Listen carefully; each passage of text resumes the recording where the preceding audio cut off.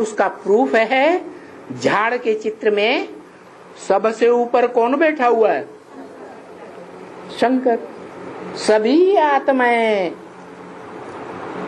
उसके स्वरूप में जाकर के समा रही हैं, क्योंकि जब टोटल विनाश इस सृष्टि का होगा, 500-700 करोड़ का भी विनाश होगा, उस समय सभी मनुष्य आत्माएं ये बात जान जाएंगी क्या कि किसको याद करना है। क्या?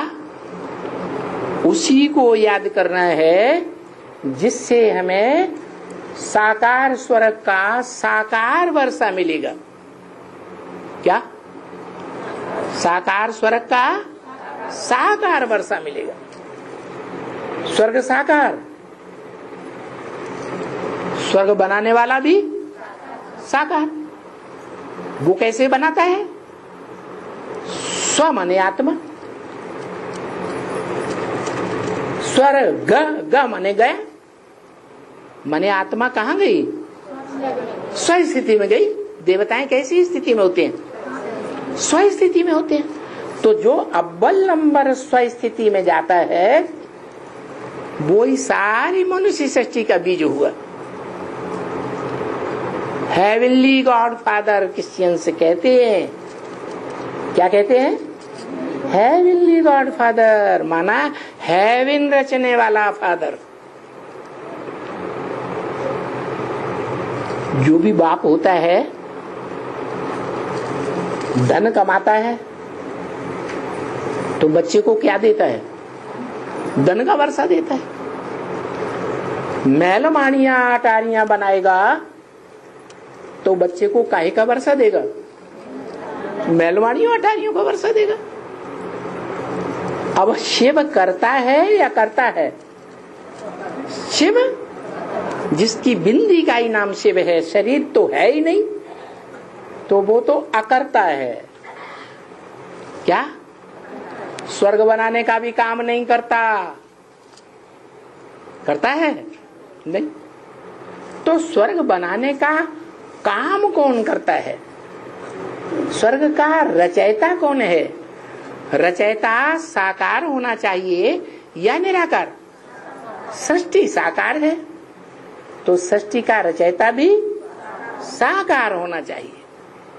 परंतु वो ही हो सकता है सृष्टि का रचयिता जो सृष्टि के आदि मध्य अंत के ज्ञान को शिव से 100% धारण करे।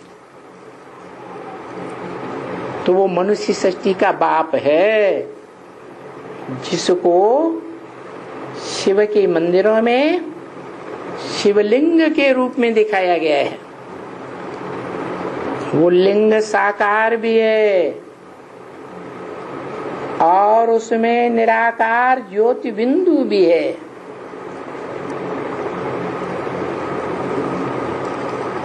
इसलिए साकारी भी है, निराकारी भी है। शिवलिंग निराकारी कैसे है? निराकारी ऐसे है कि उसको हाथ पांव नाक आंख कान नहीं है। शंकर को तो हाथ पांव नाक आंख कान है क्योंकि वो पुरुषार्थी है।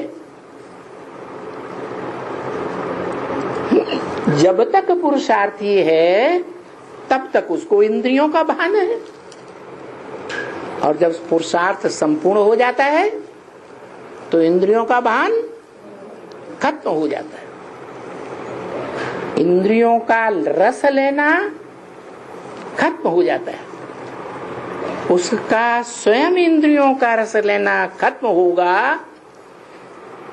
तब ही उसकी बात का असर पड़ेगा दूसरों के ऊपर। क्या?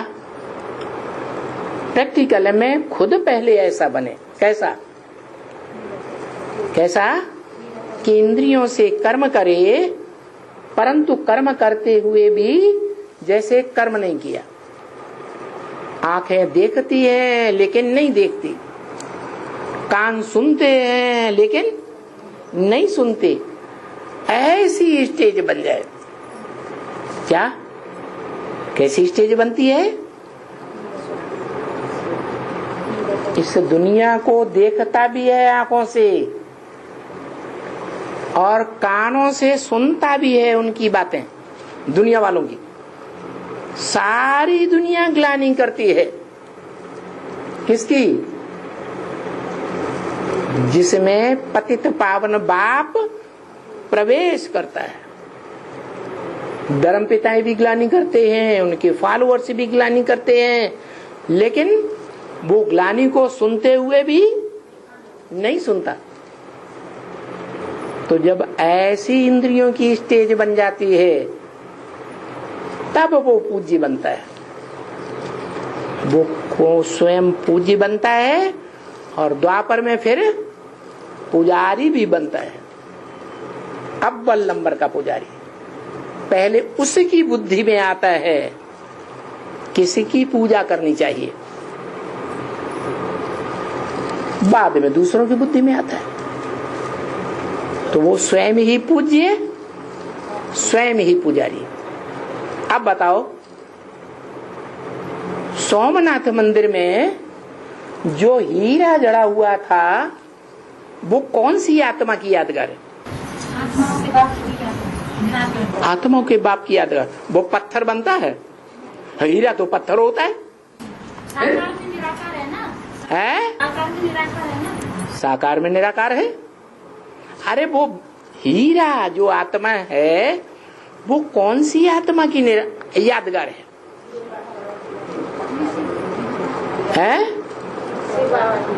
हीरा तो हीरो कहा जाता है। उससे ज्यादा चमक मारने वाला ज्ञान की रोशनी का कोई होता ही नहीं। उसी का नाम भारत है। भा माने ज्ञान की रोशनी, रत माने लगा रहने वाला, जो सदैव ज्ञान की रोशनी में लगा रहता है। संगम युग में भी ज्ञान की रोशनी में लगा रहता है, मनन चिंतन मंथन में लगा रहता है। और देवता बनता है तो अन्य देवताओं की तरह मस्तक में ज्योति बिंदु की याद में रहता है। तो ज्योति बिंदु तो ज्ञान के विस्तार का सार है ना। तो वहां भी निराकारी स्टेज में ज्ञान की रोशनी में है। और द्वापर युग से जब द्वैतवादी धर्म पिताएं आते हैं और संग के रंग से देवताओं को देह अभिमानी बनाते, उस समय भी वो आत्मा ज्ञान की रोशनी में ही रत रहती है, जिसका नाम पड़ता है वेद व्यास। क्या नाम पड़ता है? वेद व्यास। सबसे पहले पहले शास्त्र कौन से हैं? वेद। उन वेदों की किसने रचना की? व्यास ने रचना की। वेदों में भी श्रीमद् भगवत गीता सबसे पहला शास्त्र है। उसमें भी लिखा है व्यास प्रसादात। व्यास के प्रसाद से, व्यास की प्रसन्नता से ये गीता ज्ञान मिला। तो देखो, सृष्टि के आदि में भी वो ज्ञान के मनन चिंतन मंथन में संगम में रहता है। जब भगवान इस सृष्टि पर उतरता है, आत्माओं का बाप, और द्वापर युग में भी ज्ञान के मनन चिंतन मंथन में रत रहता है। फिर जो वेदों की व्याख्या निकली, आरण्यक जो जंगल में बैठ करके लिखे गए, आरण्य माने जंगल, और उन आरण्यकों की व्याख्या शतपथ ब्राह्मण आदि निकले, उनकी भी व्याख्या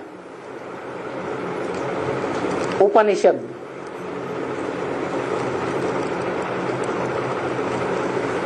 वो उपनिषदों की भी रचना पहले पहले रचने वाला वो ही है। और फिर पुराण निकले, पुराणों में सबसे जास्ती कौन सा पुराण प्रसिद्ध है? अरे बहुत बड़ा पुराण है महाभारत। उसके लिए भी शास्त्रों में लिखा है। किसने लिखा? व्यास ने लिखा। तो देखो, द्वापर के आदि में जो भी ऋषि मुनि हुए, उनमें सबसे बड़ा ब्रह्म ऋषि वो हुआ ज्ञान की रोशनी में रत रहने वाला। चलो, ये तो मुख से ज्ञान सुनाने की बात हुई। शास्त्र तो बाद में कागज पर लिखे गए, भोजपत्र पर। लेकिन ज्ञान जो है वो प्रैक्टिकल कर्मेंद्रियों में भी समाया हुआ होना चाहिए। तो प्रैक्टिकल कर्म करने में भी वो आत्मा सबसे आगे जाती है। क्या? इतनी आगे जाती है कि विश्व में कोई भी विधर्मी आत्मा उसके ऊपर विजय प्राप्त नहीं कर सकती।